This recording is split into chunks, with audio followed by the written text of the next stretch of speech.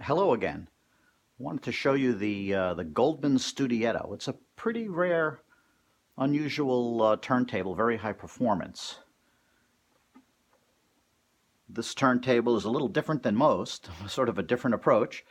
The platter is a metacrylic platter, as is pretty much everything else on the turntable. It's a direct drive platter. It has, on the underside, it has lead circular peripheral weights all the way around the exterior, the perimeter of the platter, so it has a bigger flywheel effect, a heavier flywheel effect. Develops more inertia. It's a direct drive, as I said. The tone arm is a belt drive, linear tracking, tangential tone arm. It tracks across the record. It's a little bit different design than some of the type, air-driven tone arms, where really it's the stylus and the cantilever that are dragging the whole carriage. You know, it's as frictionless as possible, but it's still dragging the whole carriage across the surface of the record. In this case, what we have is a unipivot, quasi-unipivot arm that only has a slight range of motion, and it will slowly advance on its own without the carriage for about one groove, and then the carriage will turn on and operate and catch up to it. And so basically the carriage will just keep following the tone arm. The tone arm tracks naturally and is followed by the carriage. There's a belt drive motor to isolate it from vibrations and so forth. This is a homemade polyurethane belt that I had made for it, a little bit better performing belt. But let's try it and see how it works. It works with an optical beam, and as it advances, the beam opens up. When it catches up, the beam breaks, and that's what controls the mechanism. So we'll grab a record here and show you a Goldmund linear tracking setup in practice. I don't have the Goldmund clamp. I have the Orsonic clamp, which is pretty much just as good.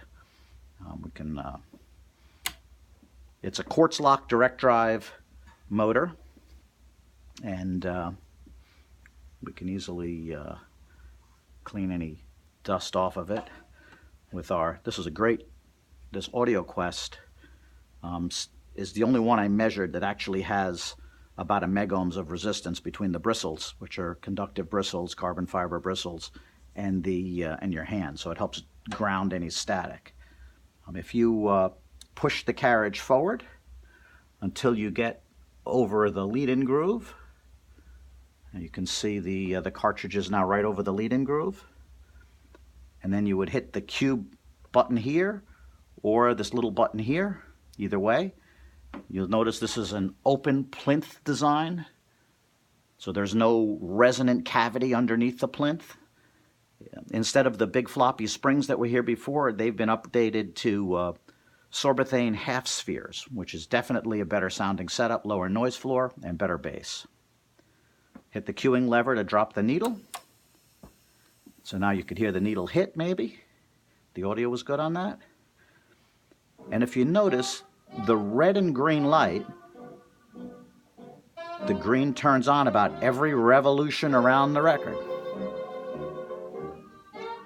And so the arm is just naturally tracking across the record, but the carriage is just catching up to the arm as it needs to.